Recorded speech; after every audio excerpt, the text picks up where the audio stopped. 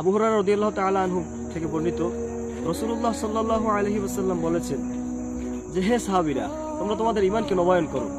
তো আরজ করা হলো, ইয়া রাসূলুল্লাহ সাল্লাল্লাহু আলাইহি ওয়াসাল্লাম, আমরা কিভাবে আমাদের ঈমানকে নবায়ন করতে পারি? তো রাসূল সাল্লাল্লাহু আলাইহি ওয়াসাল্লাম বললেন যে, তোমরা বেশি বেশি এই কথাকে বলো যে লা ইলাহা ইল্লাল্লাহ।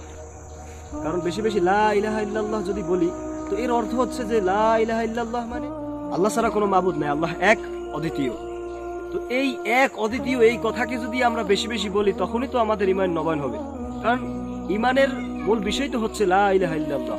যে লা ইলাহা ইল্লাল্লাহ বললো, সে মুসলমান হয়ে গেল। তো রাসূল সাল্লাল্লাহু আলাইহি ওয়াসাল্লাম যে বললো যে তোমরা তোমাদের ঈমানকে নবায়ন করো, ঈমান নবায়ন মানে কি? পুনরায় আবার নতুন ঈমান হবে।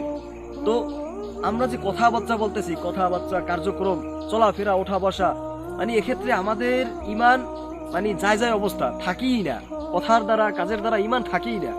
তো রাসূল সাল্লাল্লাহু আলাইহি ওয়াসাল্লাম সতর্ক করছে যে শেষ জামানায় কেউ মুমিন থাকবে সকালে, কেউ কাফের। এই ক্ষেত্রে আমি, আপনি, আমরা যদি সবাই মুসলমান থাকতেই চাই, তাইলে আমাদের এই আমলটা আসলে করা উচিত যে সকালে লা ইলাহা ইল্লাল্লাহের আমল করা এবং বিকেলে লা ইলাহা ইল্লাল্লাহের আমল করা।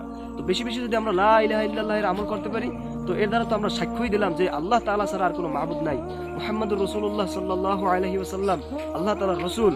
তো এই বাক্য যদি আমি বেশি বেশি সাক্ষ্য দিই, তো আমি কিভাবে তাহলে কাফের হয়ে যাব? অবশ্যই আল্লাহ তাআলা আমার ঈমানের হেফাজত করবে।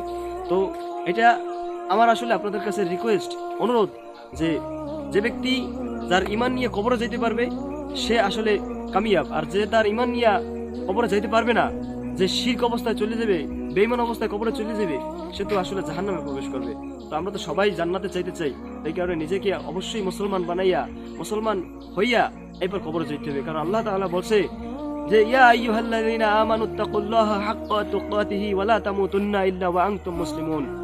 হে ঈমানদারগণেরা, তোমরা আল্লাহ তাআলাকে ভয় করো, ভয় করার মতো ভয় করো, এবং তোমরা মুসলমান না হইয়া কবরে এসো না, এবং তোমরা মুসলমান না হয়ে মৃত্যুবরণও করো না। কারণ আমরা যদি মুসলমান না হই আর যদি বেঈমান অবস্থায় কবরে যাই, আমাদের খুবই কপালে ভোগ আছে, কারণ আমরা জাহান্নামী হয়ে যাবো। তাইলে আল্লাহ তাআলার সামনে আমরা কখনোই দাঁড়াইতে পারবো না যে আল্লাহ, আমি তোমার কথা শুনিয়া দুইটা ভালো আমল করছি। এই কারণে বেশি বেশি লা ইলাহা ইল্লাল্লাহ এর আমল করা, তাহলে আল্লাহ তাআলা আমাদের ঈমানকে হেফাজত করবে ইনশাআল্লাহ।